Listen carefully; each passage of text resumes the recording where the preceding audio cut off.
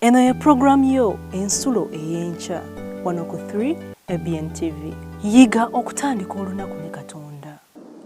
Omulungi sebo nyabo sema kwebaza Katonda atuwadde omukisa okubeera abalamu olwaleero nze naawe ate mu ngeri enjawulo n'enkwebaza kubanga otwagala webale kulondawo 3 ABN niwegatanga naffe buli ku makya mu puroguramu eno eŋŋanzi ensulo ey'okumakya. Munnange tukwebaza webale kutugoberera ne mu puroguramu ze ez'enjawulo webale kubeera muntu waffe kituzaamu amaanyi bw'obeereyo ng'otugoberera kituzaamu amaanyi bw'otemyako ne munno naye n'atugoberera. Nze ogera naawe mukwano nze Grace Kaweesa memba Muteeka Hill Church wali ku Lusozi naye ng'ataweeza mu Bugema University ng'omutendesi w'abayizi. Nsaba Katonda omulungi yakkiriza tukeese olwaleero nga tuli wamu naawe nga tuli wamu naye atulungamye nga tugenda mu by'okuyiga bino. Era nja kusaba wewombe n'abantu baffe b'olina mu makaago bwe babeerawo twegayire Katonda waffe atuwadde omukisa guno atuyigirize ng'abaana mu ssomero. Kale katusabe. Ayi Mukama Katonda omulungi, Katonda atwagala ennyo, webale kutusaasira Katonda waffe ne bukya nga tukyali ku gurupu y'abo abalamu. Tuzze enkyene yaleero mu maaso g'Omukama omulungi, jangu otusomese ekigambo kyo, jangu otulungamye tusobole okukitegeera kigasa obulamu bwaffe obw'omwoyo Mukama n'obw'omubiri okuyita mu Yesu Kristo Mukama waffe. Katonda waffe asiimye enkyene yaleero okutuyigiriza ekyokuyiga ekirungi nate ekirina omutwe ogugamba nti abaalongoosebwa. Abantu abaalongoosebwa, purified. Bayibuli bw'eba eri kumpi naawe nja kusaba ogibikkule. Olunyiri lwaffe tugenda okutambulizaako ebirowoozo luvudde mu kitabo kya Tito essula 2 olunyiri 14. Agamba bw'ati: eyeewaayo ku lwaffe alyoke atununule mu bujeemu bwonna era yeerongooseze eggwanga ery'envuma erinyiikira ebikolwa ebirungi. Erinyiikirira ebikolwa ebirungi. Bwe nasomye ekyokuyiga kino nalabye omukwano, nalabye okwagala kwa Katonda eri omuntu ayitibwa omwonoonyi. Nalabye okufaayo, nalabye obulungi obwannemye okutegeera okumalayo Katonda bw'alina. Bwe weetegereza by'ayogedde nti yennyini yeewaayo ku lwaffe nga n'ensonga emukoza kino yalina missoni alyoke atununule, alyoke akununule mu buki, mu bujeemu obwa buli ngeri. Era teyakoma ku ekyo, yeerongoosereze eggwanga ery'envuma. Nga mpulira nga ndi wa muwendo okubeera ekitundu ku bantu Katonda baalinamu ekigendererwa, ku bantu Katonda baalinamu essuubi. Baasuubira okufuula abantu ab'envuma, ab'enkizi, era eggwanga erigenda okunyiikirira ebikolwa ebirungi. Yeebazibwe Mukama Katonda, yeebazibwe Katonda olw'ekisa ekyenkanidde awo. Omunnyonnyozi agamba nti bw'otunulira amazzi agalongoosebbwa tegatera kulabika ng'ag'enjawulo ennyo okuva ku mazzi agatalongooseddwa.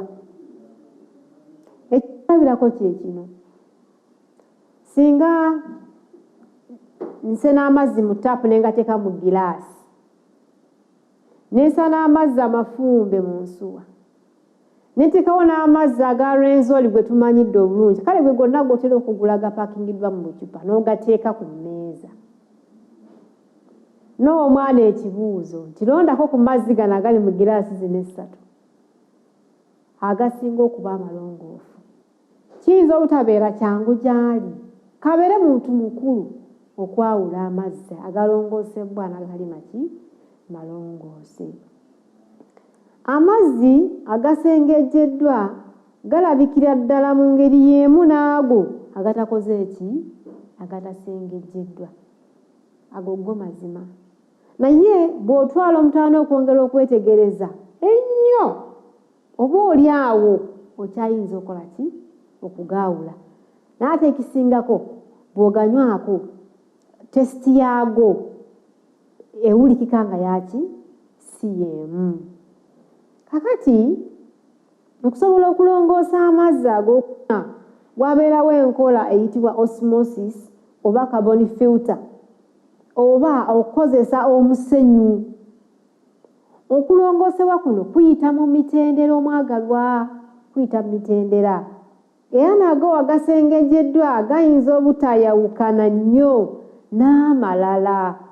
Nga kungulu bw'ogalaba tewali nnyo njawulo. Naye ate nga munda mu kikula ky'amazzi gano malongoofu. Naye bw'ogetegereza gayinza okulaga nti si geegamu nga bwe gandibadde mu kusooka, era mazima gawoma mu ngeri za njawulo. Kale nno omwagalwa, waliwo ekyokuyiga mu kyokulabirako ekyo. Teweerabira tugambye nti omutwe gwaffe gugambye abalongoosebwa. Abantu abalongoosebwa Katonda bafaanana batya? Ye process eno gye tuyitamu okulongoosebwa Katonda ebeera biki? Kubanga amaze okutugamba mu Luyiyi lwaffe lwe tusomye nti yeewaayo ku lwaffe. Olw'ekigendererwa kiri kimu, alyoke atunule mu bujeemu bwonna era yeerongoosereze eggwanga. Bassebo ne bannyabo abaagalwa, enteekateeka y'okulokola abaana ba Katonda ey'okutulongoosa tuve mu buddu lwe tuze tuyigako emabega eri tekyava gye tuli. Kyova nze nagenti bwe nasomya olunnyo nawulidde nga mpulira nga nzikakkanya ennyo nenga naye Katonda ono andabako ki? Omuntu amulabako ki okumwagala bw'ati? Ffe twamujeemera, ffe twamukola obubi, naye olw'omukwano guno gw'alina asigala anoonya gye twaddukira jjajja. Adamu bw'amala okukola ekibi mu Adeni yadduka buddusi ki? Misinde. Naye Mukama n'ajja nga akola ki? Ng'amunoonya. Okwagala Katonda kukunoonya. Okwagala Katonda kunoonya aboonoonyi wonna we babeera. Tafaayo oba akusanze oli biki, tafaayo oba akusanze weebulunza otya, eyo si ensonga gy'ali. Ensonga eri Katonda kukusisinkananga bw'oli. Yeewaayo alyoke yeerongooseze. Naye ffe baakolamu omulimu bambi oluusi tetulaba nga bw'alaba, tetutegeera nga bw'ategeera. Katonda ffe yeebazibwe, aweebwe ekitiibwa. Mu nteekateeka ya Katonda okukola kino, Yokaana essula 3:16 agamba nti okwagala kwa Mukama bwe yatwagala ennyo ekyenkanidde awo yawaayo omwana Yesu. Bwe yagala ensi eno ekyenkanidde awo kyava waayo omwana we Yesu n'ateekawo kondishoni emu. Buli muntu yenna amukkiriza tagenda kubula, bwabula agenda kufuna obulamu obutakola ki? Obutaggwaawo. N'olwekyo nno prosesi y'okulongoosebwa eno ng'aboonoonyi abagwa mu by'ekibi eriko kondishoni emu, kutegeera Yesu Kristo ne tumukkiriza nga bwe tuli. Bwe tukola ekyo tuba tuwadde Katonda waffe omwagaanya ogenda okukola buli kimu eky'okuzza obulamu bwaffe obulungi. Mukama yakiraba nga kyali kya nsonga nnyo okulongoosebwa. Bwe twogera ku kigambo kino okulongoosa, tosobola kulongoosa kintu kirungi already. No, olongoose kiriko ki? Ensonga. Tosobola kujja n'olongoosa ennyumba gye bamaze okusiimuula obaako ekikyamu naye omala kulaba bwetaavu bwa nnyumba noga naye omanyi ennyumba neetaaga okulongoosa kantwala omutaano tutandika okukola ki okugitereeza bw'atyo Mukama Katonda affe yalaba omwana w'omuntu ng'amaze okuwangulwa omubi sitaani ng'ekibi kisimbye amakanda mu nsi eno yalaba nga tayinza kutuleka bw'atyo nga tasobola bukulu bwe mu buyinza bw'obw'amaanyi n'ateekawo enteekateeka eno ey'okuwaayo omwana we Yesu Kristo atulokole mu bubi bwonna nebaza akagambo kano bwonna obujeemu bwonna so si obumu kiraga nti Katonda affe alina obuyinza obujjudde Katonda bwe liba ddagala nga basawo bagigezezzaako okunoonya treatment eziyinza okuwonya ekibi ne zigaana ye alina treatment si zonna ku bulwadde bwonna ku buli buzibu bwonna ku buli kulemwa kwonna Katonda affe yeebazibwe era kyekigendererwa ki nti wamala okutulongoosa mu bujeemu bwonna tugenda kusobola okubeera eggwanga ery'envuma erigenda okunyiikira okukolanga ebikolwa ebiki ebirungi mwesoma ebyawandiikibwa biŋŋamba nti bulijjo Katonda aba n'abantu be mu nsi muno tubeera abantu bangi naye n'adamu n'agamba kannonda omuzaana wange gundi kannonda omuzaana wange gundi mukoleremu emirimu gyange abeere omukutu bwe yakikola ku baana ba Isirayiri yayagala bafuuke eggwanga ery'ekyokulabirako yo agenda okukola ki era abaatuyigiriza ekigambo ne batugamba nti abaana ba Katonda twegendereze Katonda ayinza okuteeka mu kifo ne weerabanga ggwe aliyo obwomu bw'ati naye nga ye mu nteekateeka y'obulokozi amanyi nti ajja kuyisa mu ggwe by'ayagala ensi etegeere Katonda ali mu ggulu Mukama waffe yeebazibwe nze ani Mukama gwasaako omuwendo gufaana bwe muti tasoosola tafuddeyo kiki ky'ovyi tafuddeyo ggwanga kiri ovaamu tafuddeyo ki ensi kyekuyita naye bw'aba asiimye kukozesa ajja kukozesa omulimu ng'amaze kukola ki kukuyisa mu prosesi eno ey'okukola ki ey'okukulongoosa by the way okulongoosa kuno mulimu kukolebwa Katonda ffe abaagwa mu buzibu tetulina busobozi bw'erongoosa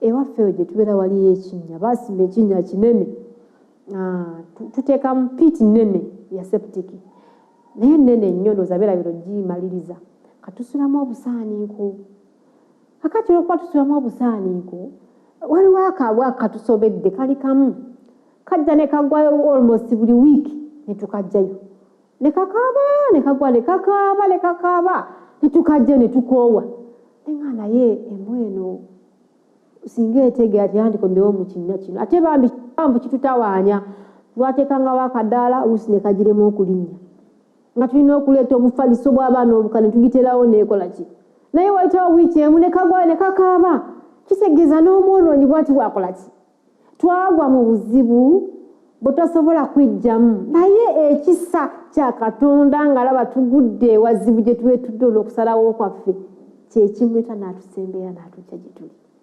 kyavutaga nti buno omulimu gw'okutulongoosa mulimu gwa Katonda guyinza okugenda mu maaso mu bulamu bwaffe tegukola mu nnaku lumu oyinza okuba nga okyali mu prosesi ey'okulongoosa mpola mpola mpola mpola nga bwe twagaye nti olaba amazzi amalongoofu oba agalongoosebwa n'agatali nga gali ku mmeeza y'emu mu giraasi kizibu okumanya eno giraasi erimu agalongoosebwa eno terina naye leta stiba osobola okikola ki okitegeera n'omulimu guno gw'okulongoosa omwonoonyi bannange prosesi Katonda agenda atereeza mpola kamu ku kamu kamu ku kamu kubanga agambye asobola okukikola nga tuli ba muwendo mu maaso ga Katonda Mukama kyetaaga okukola mulimu gwaffe mu bulamu bwaffe kwe kutuggyamu buli kazambi waliwo eddagala erisanyusa abasawo lye batera okulanga ne baga nti akadagala kano bw'okanywa kakola ku ndwadde esukka kwetya kwemu so bw'okatwala tojja kwetaaga kugula kaki kakati Katonda gwe njogerako amanyi nti alina obusobozi obulongoosa abantu ye eddoozi gy'atuwa ekola ku buli kiki ku buli nsonga yazise impurities buli kibi ekya buli ngeri buli bunafu obwa buli ngeri. Era singa omulimu ogenda mu maaso mu bulamu waffe si kyangu kugulaba n'ogamba saamuwuuli namulabye Mukama amulongoosezza leero wiikendi, tosobola kukiraba. Gwe omulimu ogenda mu maaso mu kasirise. Omwoyo nnabbi agamba nti omukono ogutalabika, an invisible hand, ejja neekwata ku bulamu bw'omwonoonyi nejjanga ne gujja nga gumuwola bwe guti. Gw'olaba muntu kungulu n'omunnyonnyola bulala n'omutegeera bulala naye ng'eggulu liraba ekigenda mu maaso, nja kutegeeza muganda wange ampuliriza era ndaba. Bw'olabanga omwonoonyi ng'aguluba n'ekibi tosekanga, toyogeranga bingi. Bw'abaako omwoyo wa Katonda, Mukama agenda amulongoosa mu process mpola mpola. Toba kungulu. Oyinza okuba nga tewali nanjawulo nga tugende nti amazzi bwe gaba mu giraasi amalongoosi ndaga toyinza kuwawula nti gano ge malongoosi gano si malongoosi. Naawe kennyini oyinza obutamanya kigenda mu maaso, naye bamalayika ba Katonda bakola emisana n'ekiro okulabanga obulamu bw'omuntu bujjuba mu siteeti ey'okwonoona ne budda mu mbeera ey'okulongoosebwa. Kitegeeza nti nsobola okubeera omuwanguzi si mu maanyi agange ne mu maanyi agava ludda wa muggulu. Eyo promisi bweri kisuubizo kituufu era bukakafu bwe buli. Kye kimu lwaki Kristo Yesu Mukama yamuwaayo ng'omwana we asobole okukola omulimu guno agutuukirize.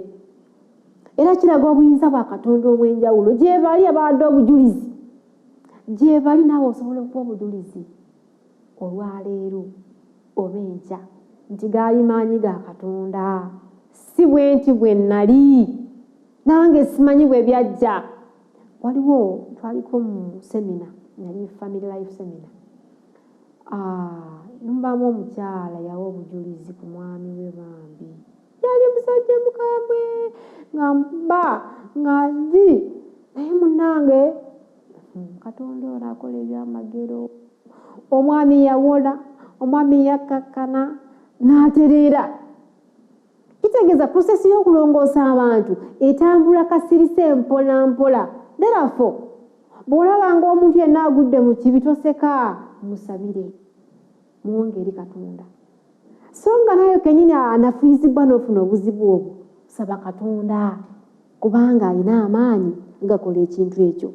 Agamba nti abantu gye bali amanyi obunafu bwaffe n'okulemwa obunafu bwabwe n'okulemwa kwabwe nga balaba kungi nnyo nnyo nnyo nnyo kususse n'amaanyi gaani ga Katonda. Njagala okuzzaamu essuubi olwaleero. Gw'omanyi w'okomye, gw'omanyi w'otuuse mu bulamu bwo mu kwonoona, naye njagala otegee nti mu maaso ga Katonda kyekyamuleeta ku nsi kuno. Ye bizinesi ye naawe, ye ddiru gy'alina naawe. Oba okomyewa, oba na likodi zifaanana zitya, oba kiki, leka kukuwulira kamba kasitani kagamba nti gwe tokyalinayo mukisa gwa kulongoosebwa Mukama Katonda. No, tekisoboka. Gwe mulimu gwe kyabugagga kikyalina ku nsi kuno. Mwonoonyi munnange, kino kikkirize nti Mukama kino kyayagala okutuukiza mu bulamu bwo olwaleero n'obwange. Okuyita mu maanyi ag'omwoyo omuki, omwoyo omutukuvu. Katonda asobola okubeera mu bulamu bw'abantu kasita tumukkiriza okukola. Ensonga eri egyo, omwoyo omutukuvu ng'azze ku bulamu bwo ng'akukoonako, ng'alina kyakugamba, kakkana, gonda, wuliriza akaloboozi ako. Bw'ogwa mu kibi situka omugambe Yesu leero bigaanye, Mukama wange leero bigaanye, naye nzize nga bwe ndi gwe yanfiirira jangu olongoose ebigaanye. Kiki kye tulina okukola? Eri bonna aweewaayo okugonda eddoboozi ery'omwoyo omutukuvu, Mukama mweteefuteefu okubalongoosa kubanga bw'atyo bw'akikola. Ayita mu kigambo kye n'omwoyo omutukuvu. Ebiseera ebisinga obungi omwoyo omutukuvu ono ayogera n'akoona ku kino, n'akulaga kiri, n'ayeta kino, naye buli lwokakanyaza omutima gwo eddoboozi ne likomawo yogera mpola nnyo kubanga yatuwa eddembe likola ki erisalawo. Katonda ng'akkiriza okwogera n'omwoyo gwo kitwale nga kya muwendo aba ayagala kutuukako ng'omwonoonyi asobole okukola ki okulongoosa. Kyava agamba nti abo bonna abagondera okukolako omwoyo omutukuvu balirongoosebwa Katonda era bateekebwe olw'obulamu obutakola ki obw'emirembe n'emirembe. Gw'omanyi bw'obadde otambula emabega kawona Katonda nze simanyi. Ekyene ya leero Katonda asiimye okwogera nange era naawe ng'akuzaamu essuubi nti wakyaliwo omukisa gw'okusobola okulongoosa singa onoogondera eddoboozi ery'omwoyo omutukuvu. Nsaba Katonda atubeere nze naawe omubuuliza waffe omulungi tugende gy'ali nga bw'ali alongoose obulamu bwaffe ku bwa Yesu Kristo Mukama waffe. Kale katuweeyo okusaba. Katonda mulungi, Katonda ow'ekisa, Katonda ow'okwagala, twebaza nnyo nnyini kubanga oli Katonda waffe. Watwagala nga tukyali babi ate n'osuubiza nti ogenda kutulongoosa. Mukama tweyanziza era twesimye okubeera nga tuli baana bo. Tukwasa obulamu bwaffe Mukama obw'omwoyo n'obw'omubiri. Tulongoose okuva munda, tulongoose tufuuke eggwanga ery'envuma, tusobose okuyita mu maanyi ag'omwoyo omutukuvu. Ayi Mukama okukola ebikolwa ebirungi tetusobola. Amaanyi agawangula ekibi ekifugira mu bulamu bwaffe gonna gali mu ggwe Katonda wattu. Tutondemu emitima emiggya, tutondemu emitima emirongoofu egy'ennyama emigonvu, tusobole okukolagana naawe ng'oteekateeka obulamu bwaffe obufu ekyo ky'oyagala. Tuwa omukisa mu nnaku olwaleero, tusseeko obukuumi bwo, tukugereyo endwadde ezitali zimu ezize mu ggwanga lyaffe. Tuwa emirembe gikuweereza Mukama mu byonna Kitaffe tuteeketeeke olw'obulokozi bwaffe. Musa gubeere n'abaana baffe, ab'eŋŋanda zaffe, abadde bayimuse, afiiddwa Mukama bakubagize era obazzeemu amaanyi. Tubeere mu byonna tukwegayidde Mukama omulungi okuyita mu ssaddaaka ennungi ya Kristo Yesu Mukama waffe. Katonda abeere naffe. Yiga okutandika olunaku ne Katonda. Olwo nno ebisuubizo bye birabike gy'oli.